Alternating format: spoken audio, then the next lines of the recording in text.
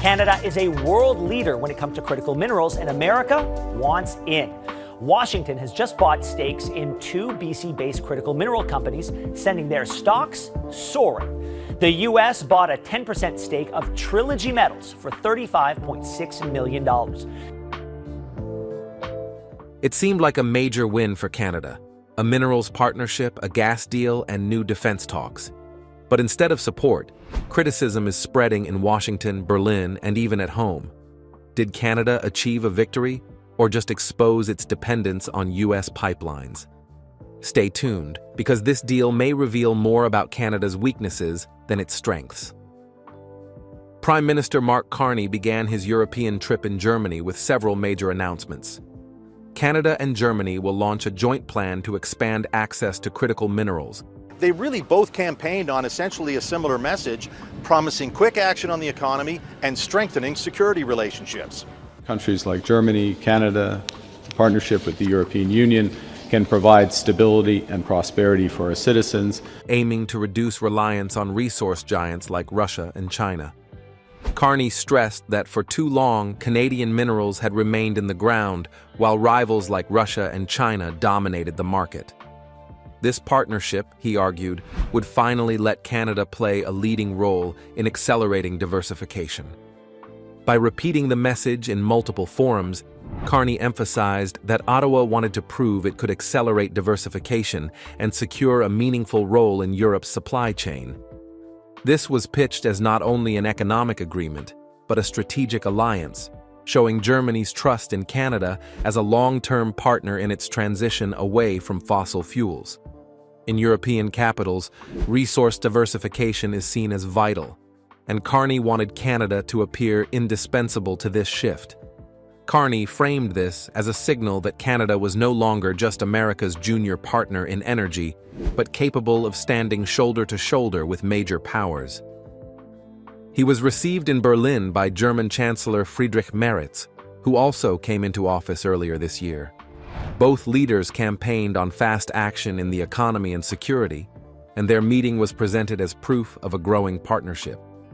After a long round of talks, the announcements were rolled out together: critical minerals, natural gas, and submarines, giving the image of a comprehensive economic and defense package. German officials also highlighted that securing alternative suppliers has become a top priority after Russia's invasion of Ukraine reshaped Europe's energy map, making Berlin far more open to long-term deals with countries like Canada. This move is also part of a larger effort to position Canada as a key partner in European supply chains, ensuring the country is not left behind as energy markets shift rapidly and global competition intensifies. Carney also confirmed that Canada's search for new submarines is down to two potential suppliers, one from Germany, another from South Korea. A German-Norwegian consortium, South Korean company, a Spanish and a Swedish company. Today we learned that field has narrowed to just two: the German-Norwegian consortium ThyssenKrupp and the South Korean company Hanwha Ocean. Defense analysts noted that mentioning submarines alongside energy and minerals created the impression of a comprehensive Canada-Germany partnership, covering both security and resource strategy. Yet critics back home saw it as a distraction tactic, adding military optics to an energy deal that already had serious complications. The centerpiece of the visit was an energy agreement. Canada's largest gas company, Termine, reached an 8-year deal to supply gas to German utility Uniper, starting in late 2028. The contract involves delivering tens of thousands of gas units daily, totaling over 200 billion cubic feet, with prices tied to Europe's main gas trading hub in the Netherlands. At first glance, it appeared to be a clear success. Canada could present itself as stepping beyond its historic reliance on the US, while Germany gained a new steady source of gas after losing access to Russian supplies.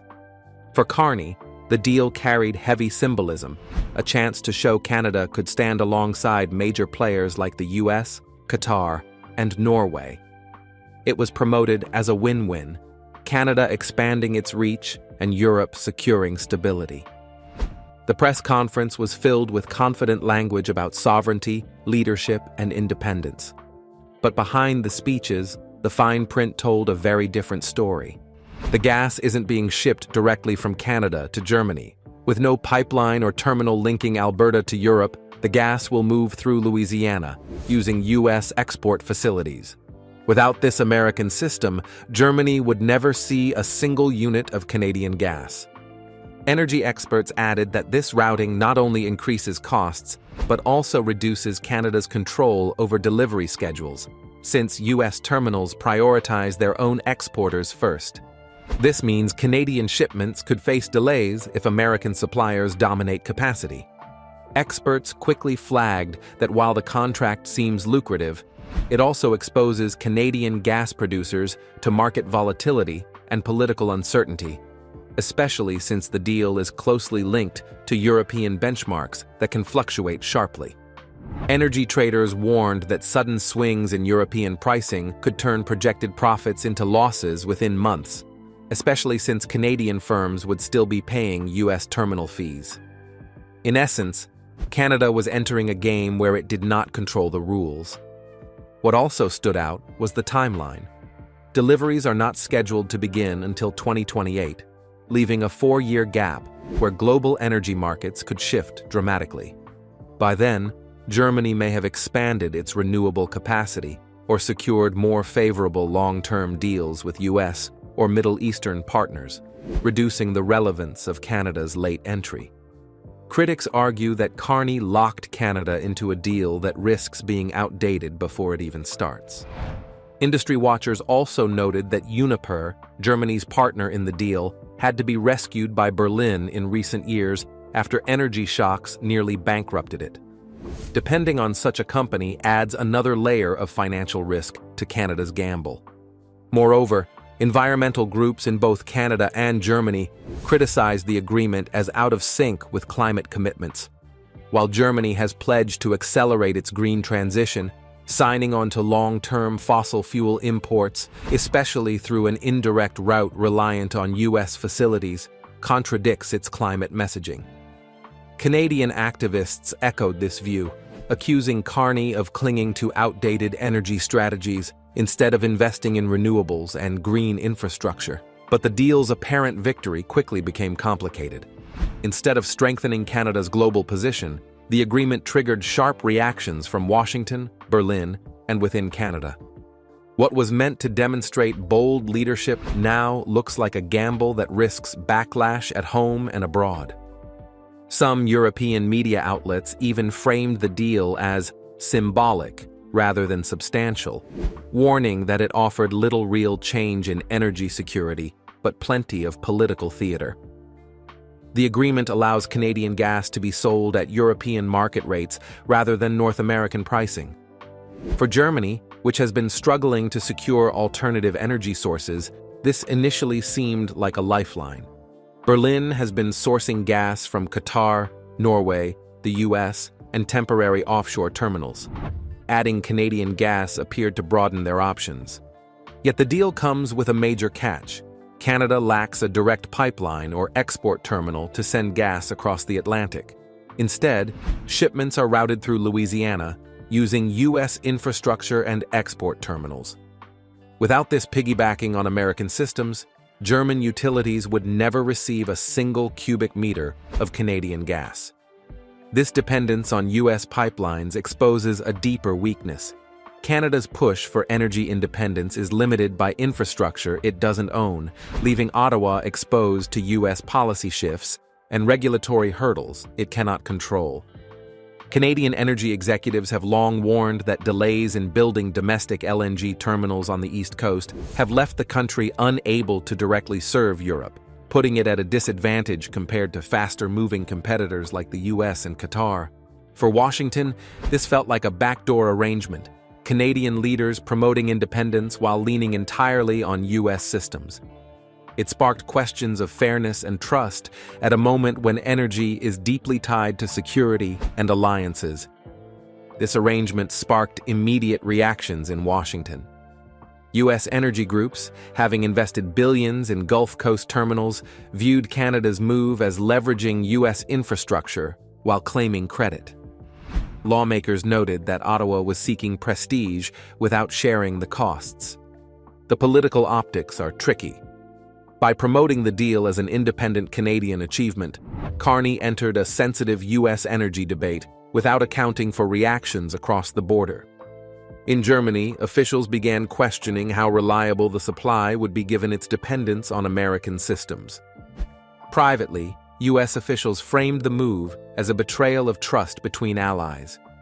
Washington expects Ottawa to coordinate on major strategic exports, not present them as unilateral wins.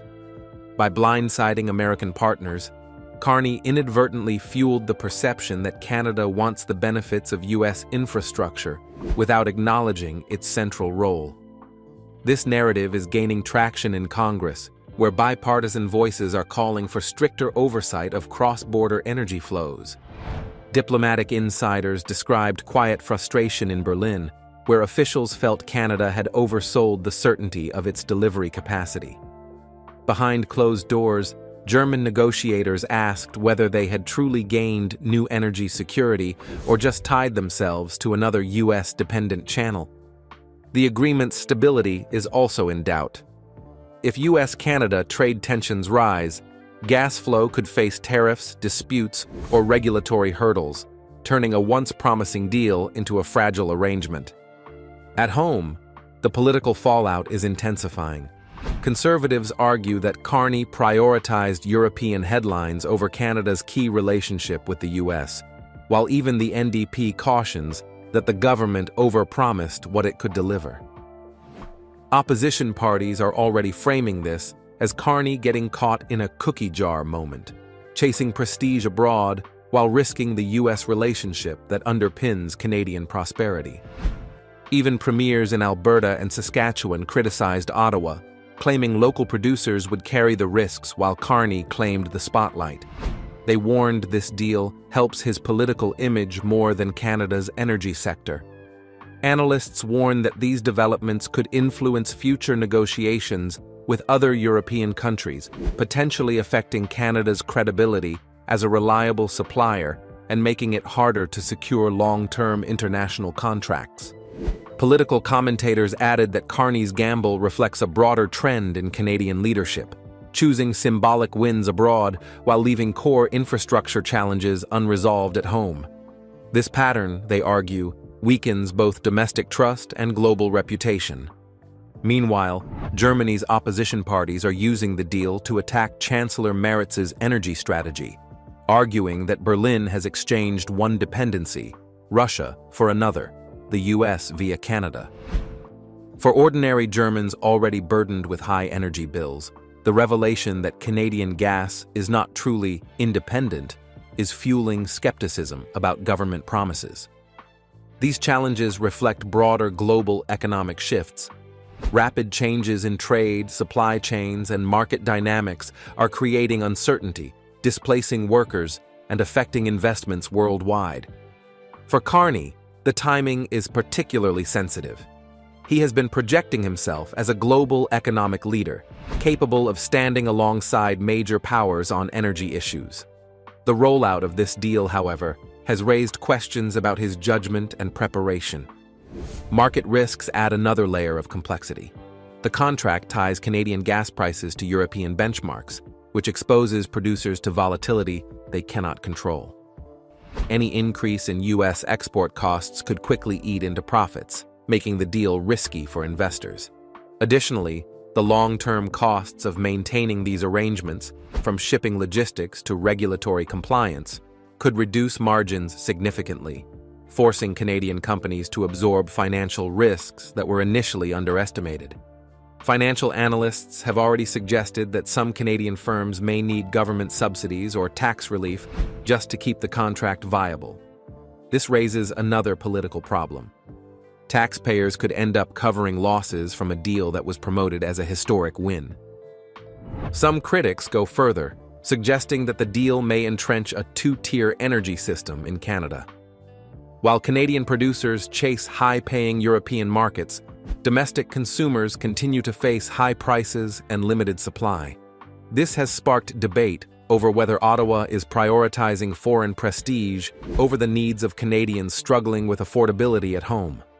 Analysts warn that despite strong fundamentals, uncertainty threatens the deal's reliability. For Germany, the agreement adds another layer of complexity since they already maintain contracts with U.S. suppliers. Rising tensions with the U.S. could force choices that complicate the new arrangement. The situation highlights Canada's long-standing challenge in energy: the desire for independence versus the reality that much of its infrastructure runs through the U.S. Carney framed the deal as a bold step onto the global stage, but it underscores Canada's continued reliance on American systems. The stakes for Carney are high. While he aims to present Canada as a capable international player, the deal exposes the limits of influence. The next steps will likely include careful diplomacy to reassure both Washington and Berlin, along with messaging adjustments to acknowledge the essential role of U.S. infrastructure while maintaining Canada's image as a reliable supplier. Carney also promised massive infrastructure investment, $500 billion for ports, energy hubs, digital systems, and even AI-backed upgrades. Plans include expansions in Montreal and Churchill, Manitoba, with new ports meant to open routes for LNG and minerals directly to Europe. Yet skeptics warn such projects are years away and often collapse under cost, delays, and politics. Beyond natural gas, Canada sees opportunities in critical minerals and metals. Major investments are planned in energy and port infrastructure, including facilities for liquefied gas and emerging technologies like hydrogen. Projects in Montreal and Churchill, Manitoba, among other ports, are set to expand Canada's export capacity to Europe.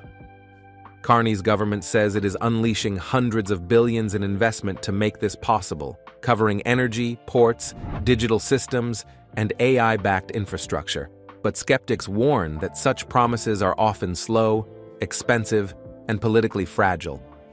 These infrastructure projects also aim to reduce future dependency on U.S. systems, creating a stronger foundation for Canada to independently meet European demand while investing in advanced technologies for the next generation of energy exports. Still, building such projects will take years, billions in investment, and strong political will, factors that critics say Ottawa has consistently struggled to deliver. Without real progress, the dream of independence risks remaining just another talking point. However, the opposition is ready to challenge Carney. Complaints from U.S. stakeholders are being highlighted as evidence of mismanagement. If tariffs or regulatory reviews interfere, political drama could quickly translate into real economic consequences. This situation demonstrates the delicate balance Canada faces on the world stage. The country wants influence, but its leverage is limited. Delivering on promises versus overextending remains a core challenge. For Germany, the deal was intended to stabilize energy supplies, but instead raised questions. For the U.S., it serves as a reminder that Canada sometimes acts without fully weighing the impact. Repeatedly, Canadians have seen such missteps spark doubts about leadership judgment. What was meant to be a major energy milestone now reflects political vulnerability. Carney sought to show Canada as an independent global energy player, yet the outcome emphasizes dependency on the U.S. Perception matters as much as reality in politics. If partners see opportunism or investors see risk due to lack of direct control over infrastructure, confidence can erode. Even large contracts can appear flawed if leadership is seen as careless. That's why this deal is creating trouble for Carney. Gas will be delivered, but the agreement has revealed the vulnerabilities he sought to conceal. Canada's reliance on U.S. systems and the limits of its independence, along with Carney's own exposure when attempting to play a leading role in global energy. And beyond energy, this scenario serves as a cautionary tale for global diplomacy. Ambition without infrastructure, or leadership without foresight, can turn perceived victories into public and political liabilities. Canada's experience underscores that geopolitical maneuvering must always account for the practical systems supporting it. For Washington, this betrayal is not just about gas. It is about credibility. The U.S. expects its closest allies to act with transparency when using American infrastructure. Instead, Canada presented the deal as a solo achievement, a move many in Washington view as both misleading and ungrateful. That is why this gamble has collapsed politically, even before the first shipment leaves port. And the broader lesson? In energy and politics, what looks like a clear win can quickly unravel when reality sets in. For Carney, a deal meant to be a triumph ended up exposing risks and weaknesses, with the world watching closely to see how he will manage the fallout.